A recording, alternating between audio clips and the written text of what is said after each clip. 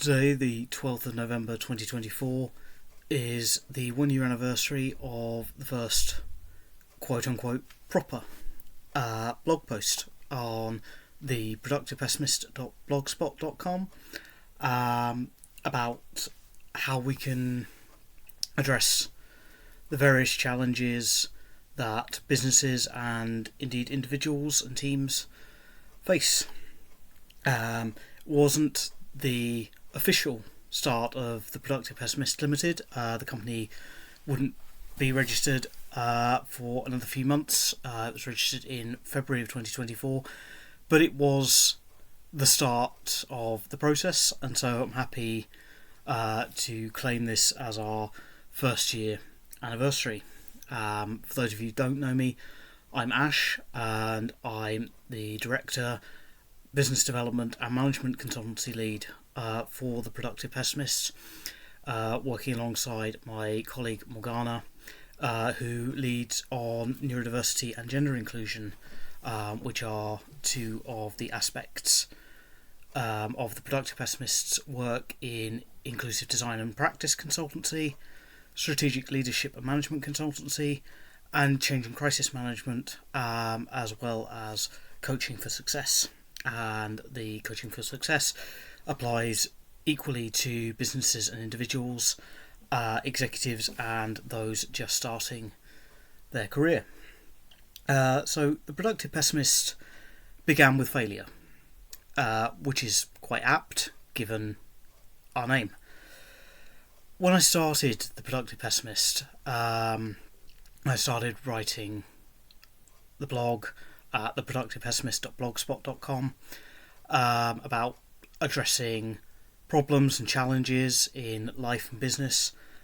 I was currently working in project management, and I had recently been told that because of my sight loss, the company I was working for didn't feel it would ever be able to offer me promotion. Because I was the most junior member of my team, but also dealing with a lot of responsibilities that were, as I was regularly reminded, actually supposed to be handled by more senior people, i.e. people who got paid more, and because I felt that I was capable of achieving more than I was currently offering. This was not a great moment in my life. Actually, the business itself came to be registered after I lost that job through some very complex and personally upsetting circumstances that I'm not going to go into. I'm not here to slag off that company. I met some good people there. I gained some good insights and understanding, and I did genuinely enjoy the work I was doing, even though I wanted to have more responsibility and to progress within that career, but that wasn't to be.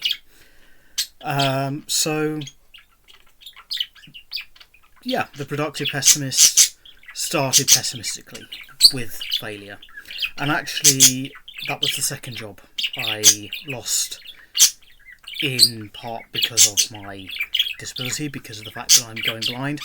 A fun fact is that I have 4 separate diagnosed sight loss conditions and a 5th that's under investigation.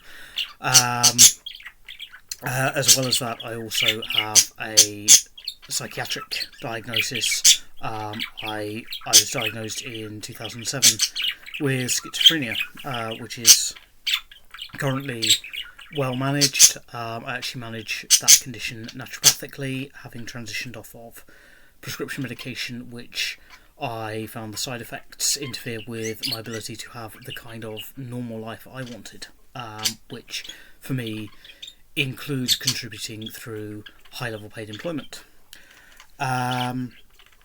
In my home life as well is somewhat more challenging than might initially be assumed. I am a carer in a supportive capacity, and by supportive, what I mean by that is I provide more so guidance and backup rather than personal care for my wife, who has cerebral palsy, autism, ADHD, OCD and chronic fatigue. My wife is actually Morgana, who, as I mentioned earlier, is co-director and leads on neurodiversity and gender inclusion.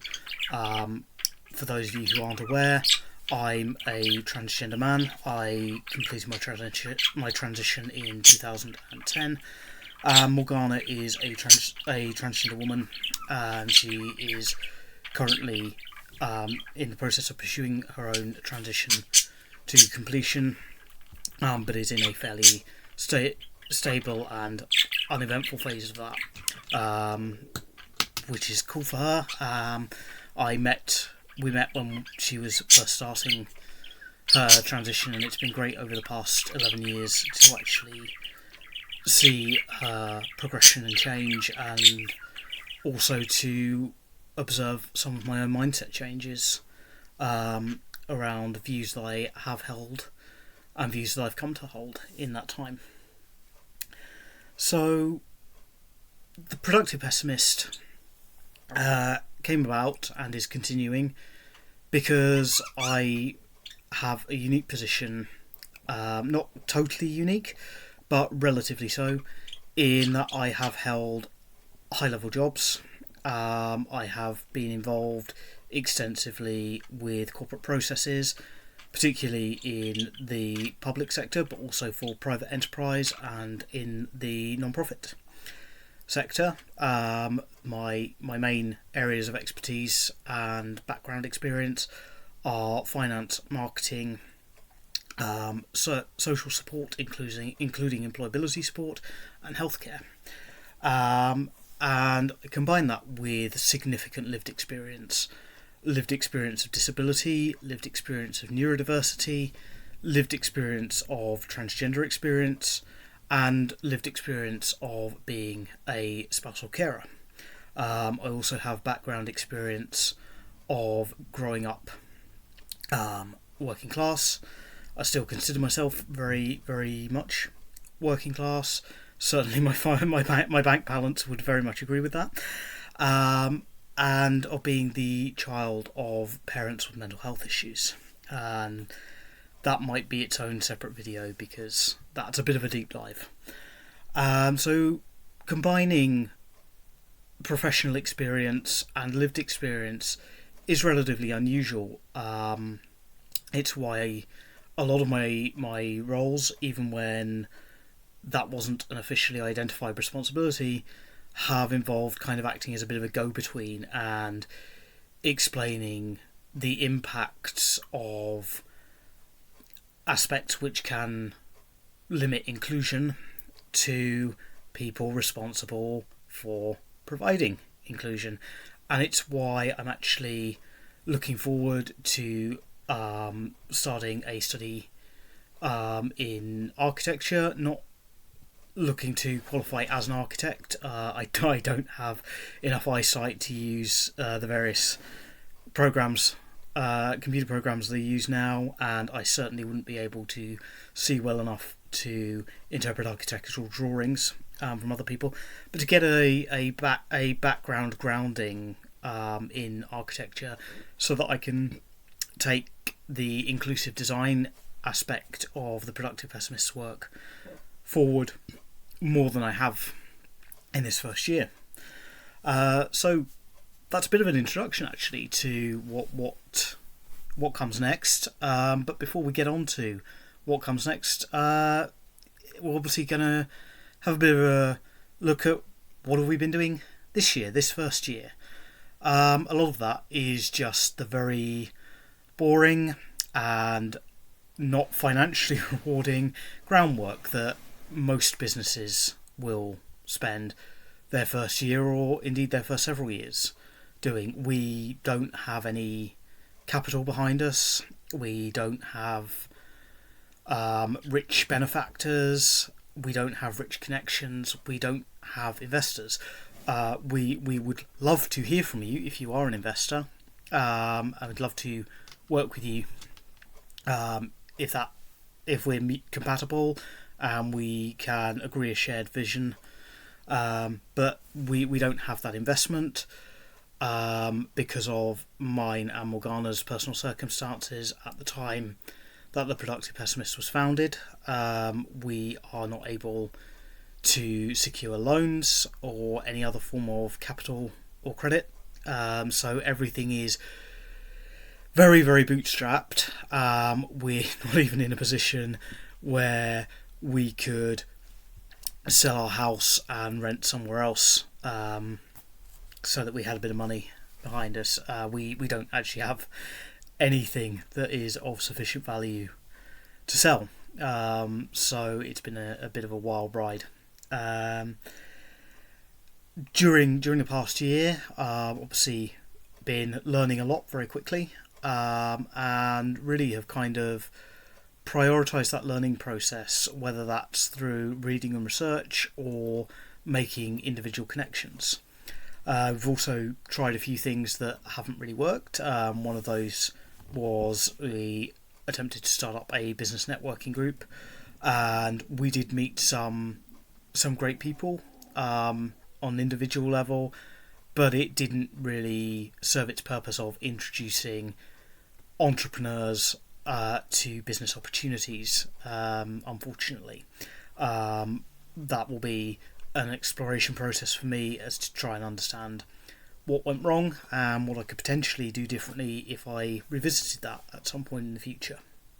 One of the things that I have found when I was doing my analytics on blog posts that works really well is people seem to like the more personal skewed posts where it's not all about me, but it's enough about me in relation to the focus of the Productive Pessimist, that it's not just straightforward business.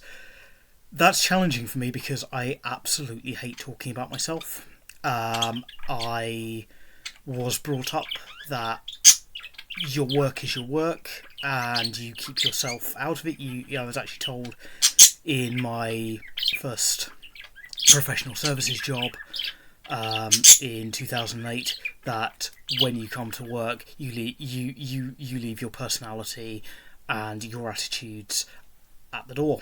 So it's been an interesting experience coming to terms with the fact that people actually want to connect with people, even though that should be obvious. As a side note, that job also told me I had to respond to all emails within 2 hours, which has caused a lot of problems in subsequent jobs where I'm still prioritising responses within 2 hours while people significantly more senior to me are not responding to emails for a couple of days or longer. For some reason that gets interpreted as I'm trying to show people up.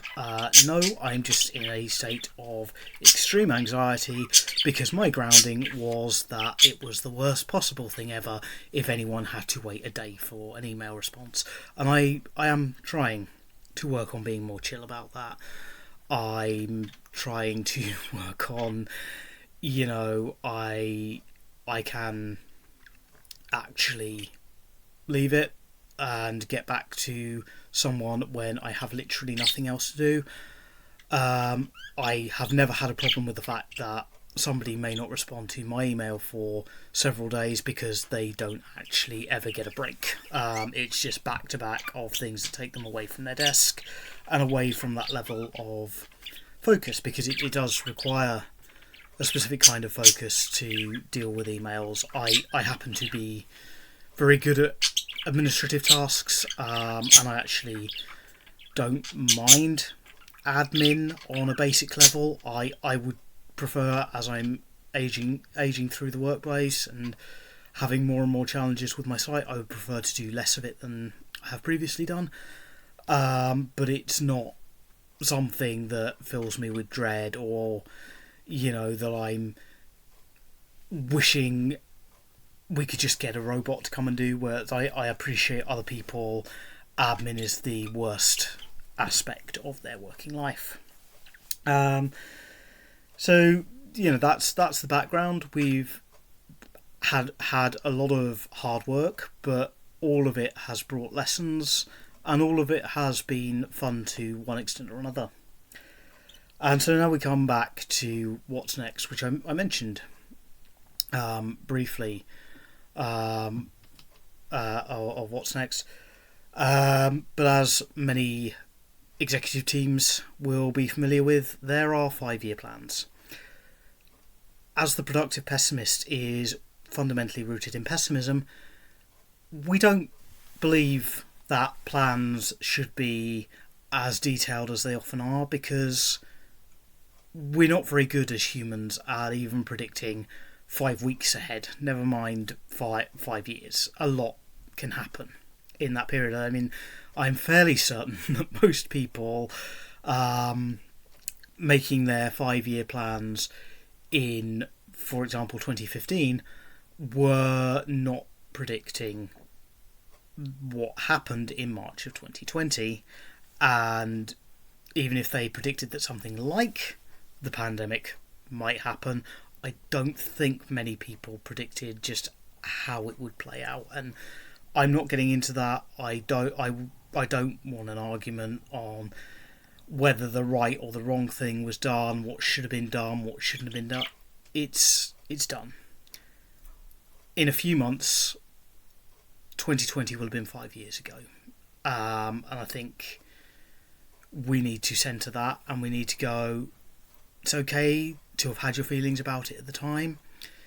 It's okay to have feelings about people that you loved who didn't survive the pandemic. It's okay to have feelings about other things you lost because of the pandemic. But we just have to let that go, and I'm in that position as well. My household was a full shielding household because of Morgana's health issues. She has compromised lung function, and therefore is at exceptionally high risk for all respiratory conditions, but especially something like COVID-19, where people at the time didn't know initially what it was or how to respond to it. Being a shielding household without an external support network and without a vehicle, Morgana and I are both medically banned from driving. It was an experience, and I honestly hope that we don't have to go through that again. I actually found the experience of isolation generally to not be too burdensome. I've always been quite comfortable with my own company. It was actually nice to have some time to focus on working out, on my creative hobbies and interests. I took some online courses over the course of the pandemic. It was nice to have the time to do that. But the logistics of meeting basic essentials and essential needs were very, very challenging, as I'm sure they were for a great many people. And it's an apples and oranges situation. I don't feel able to say, oh well, these benefits that I had definitely outweighed the inconveniences, because you're not comparing the same thing at all. And I think while everybody would like more time to focus on themselves, nobody wants it to be under the circumstances of 2020 and 2021. Quite honestly. So, 5-year plans.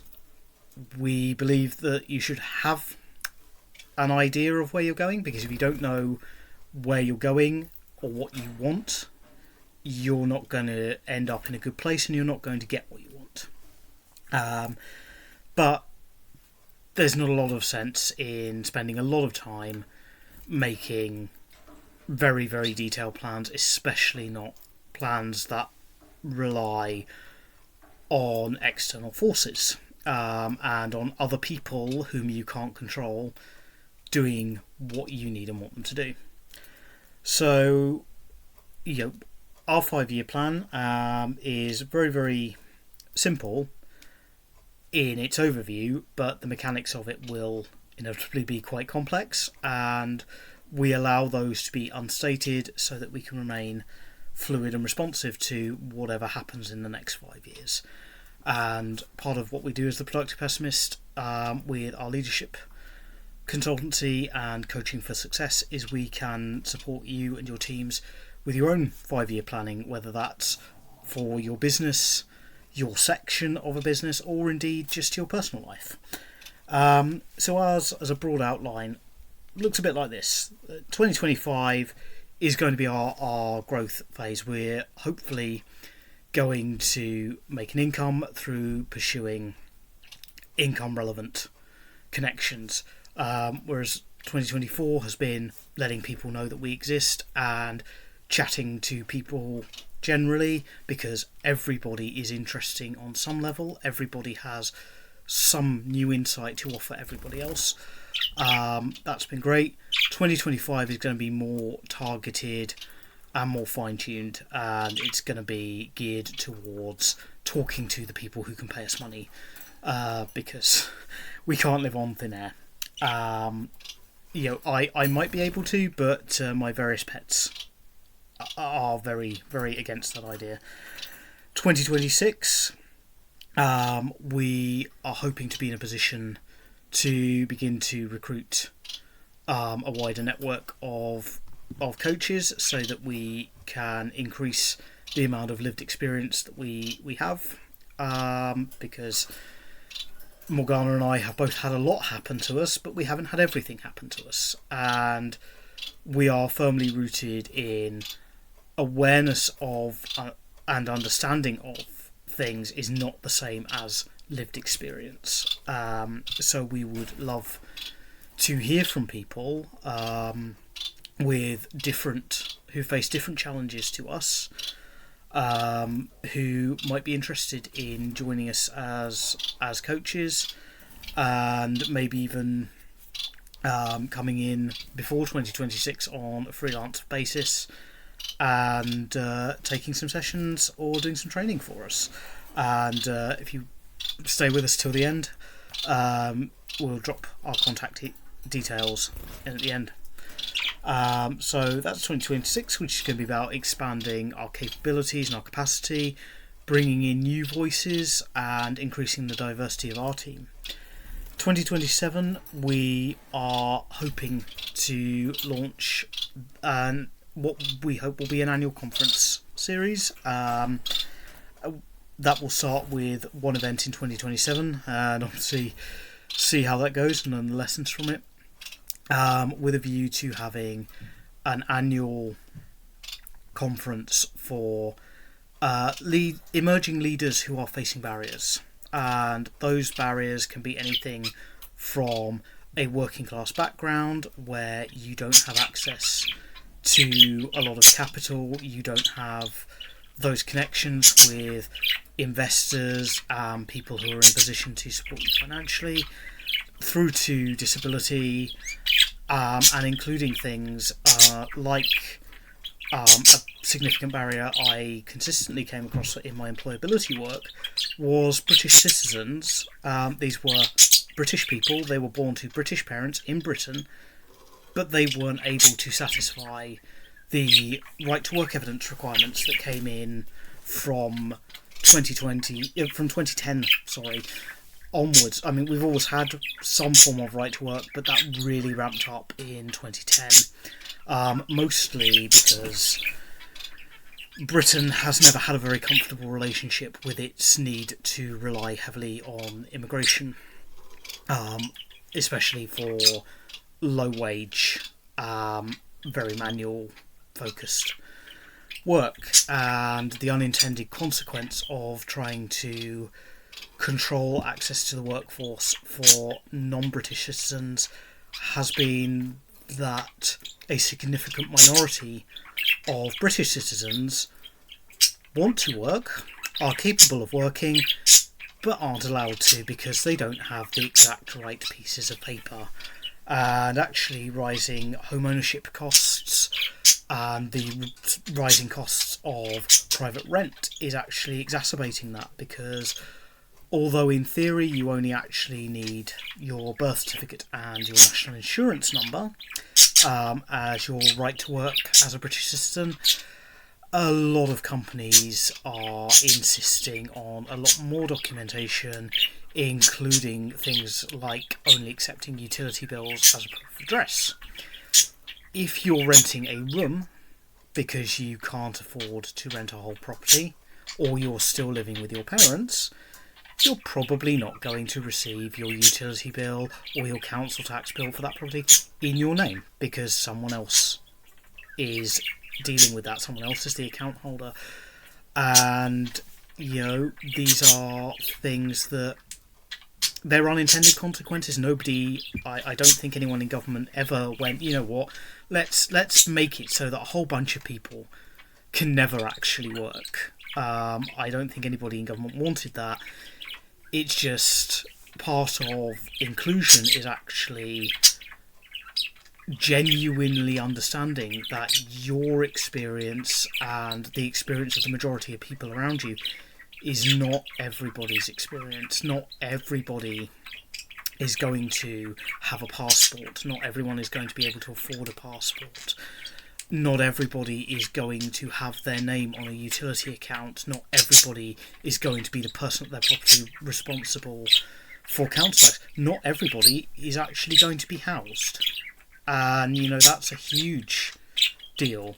That if you start with the assumption that everybody who is legally allowed to work in Britain has a physical address, you're already significantly wide of the mark for the experience of a sizable minority of people who want to work, are capable of working, and should be allowed to work, but the system has created a barrier for them where they can't work. So that's the extreme end of the barriers that emerging leaders can face. And the reason I want to focus it on emerging leaders, and that I'm not putting that as an age bracket, you can be an emerging leader at any point in your career, is because I've consistently been caught up in the catch-22 of having the intellectual competencies to take on leadership level responsibilities, but not actually having leadership experience. I'm actually qualified to CMI level 7 in leadership and management, but I don't have a consistent practical leadership experience that is formally recognised. Even though I've done a lot of leadership roles, they've been things that I have, responsibilities that I've taken on outside of my actual remit. And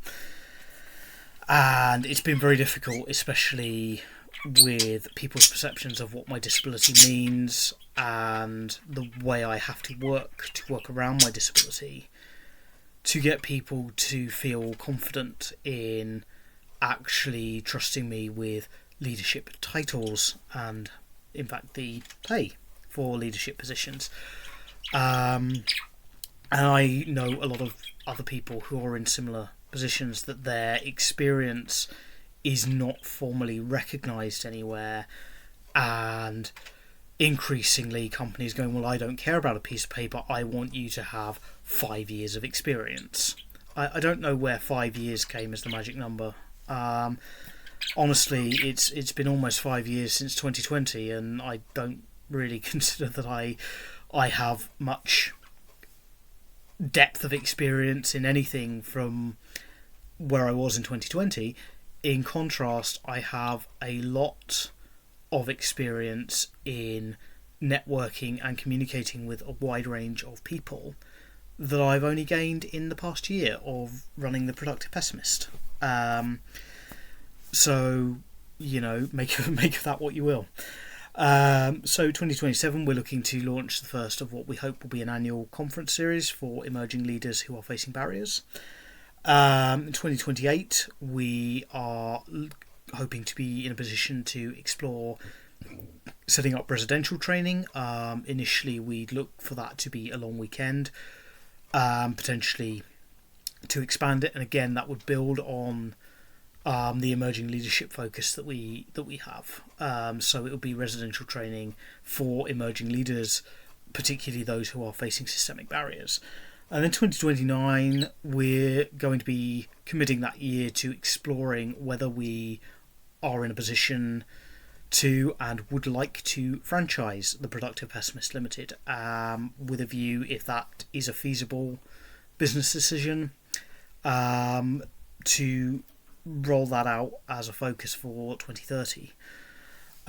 So that's the overview of our 5-year plan. And again, as I mentioned previously, we're happy at the Productive Pessimist to help businesses, teams and individuals develop their own 5-year plans, or their own annual plan, your own quarterly plan.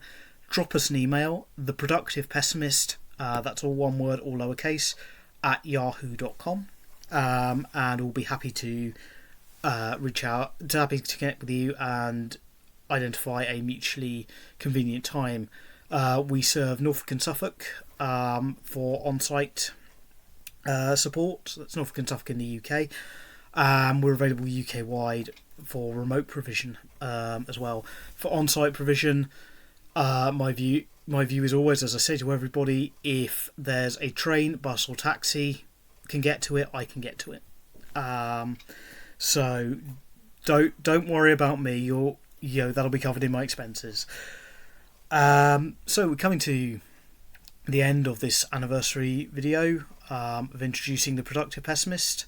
As we approach our first year, we actually see our first year from the blog really starting in earnest, and we approach our first year in February 2025. It'll be our first year of being a limited company. So obviously we are looking to get bookings in for success coaching, management and leadership consultancy, particularly strategic leadership and change and crisis management, and to consult on elements of inclusive practice and inclusive design, with a focus on disability, gender and neurodiversity, and mental health as well. And within that, we are obviously in a position to go beyond depression and anxiety. We can actually go into inclusion of people with conditions like schizophrenia, people with the so-called cluster B personality disorders, and the other big, dark, scary stuff that you might think, whoa, is this person going to be able to cope in a workplace? I cope really well in a workplace. My one problem in a workplace is not that I'm crazy, but that I have a very dark and somewhat sarcastic sense of humour, and not everybody vibes with that, and also that I tend to focus on very direct communication. Again, some people need a bit of a softer lead up, and I'm working on remembering that it's okay for people to want me to be a bit gentler about getting to the point. So again, if that feels relevant to you, if you're a business, a team, or an organisation, or an individual in Norfolk or Suffolk, UK, for in-person on-site work, or across the UK, if you're happy to work with us remotely, either through Zoom sessions or telephone or email. Nice bit of old-fashioned stuff coming in there. I actually love email. I find email a lot less intimidating than I do video and Zoom. Reach out to us, theproductivepessimist at yahoo.com. Again, the Productive Pessimist is all one word, all lowercase. We're also looking for investors, as I mentioned. We do have an investment pack ready to go, and that can be sent across. Again, reach out to us, theproductivepessimist@yahoo.com. And again, just reach out to us. We're on Instagram, Facebook and LinkedIn as The Productive Pessimist, and those are great places to connect with us and to learn more about who we are and what we do. And you're also welcome to follow our blog at theproductivepessimist.blogspot.com. So again, The Productive Pessimist is all one word, .blogspot.com. One of the elements of failure actually has been that I have half a dozen domain names that I've purchased. I have tried and failed on multiple occasions to transfer the Blogspot site to one of those domains, because financial circumstances starting everything up, I'm not actually able to pay someone to do that for me. I'm not keen to start from scratch. For example, pay for a WordPress hosted site and go through all of that. I have used WordPress before. It was actually the back end for my first marketing job, which was retail marketing, and I joined that business at a time of rapid growth and transformation, when they were moving from being exclusively bricks and mortar as a regional concern to where they are now, which is a multi-channel international company. That was really exciting to be part of that. So, I'm familiar with WordPress. I'm just not in a position realistically to commit to a hosting package with them, transfer everything across from Blogspot, get the new domain out there. That may well be part of 2026's targeted communication.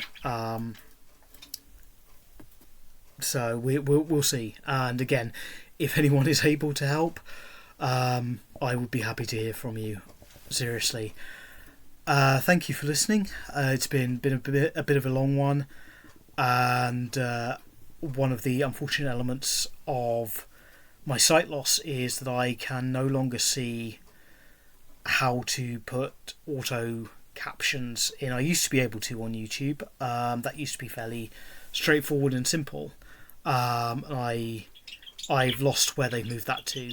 Again, anyone who can help, please do. And I don't script my videos, so if I had a script, I could obviously upload that as a transcript for those of you who are deaf or hearing impaired.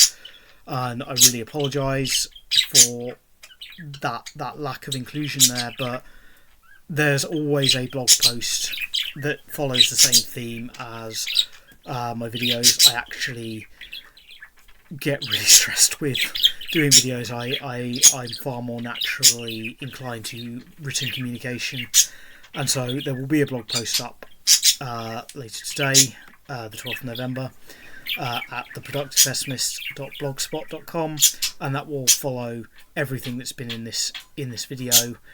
And so again, I apologise. I have tried working from a script, but literally my brain shuts down at the thought of writing down everything that I'm going to say, and I also have a problem of I can't actually see a script to read from it without I'd be constantly like holding up a book and peering at it, which is not what anybody wants in a video. So thank you for bearing with me. Thank you for your time today, and I hope to see you in another video in the next few weeks. Bye.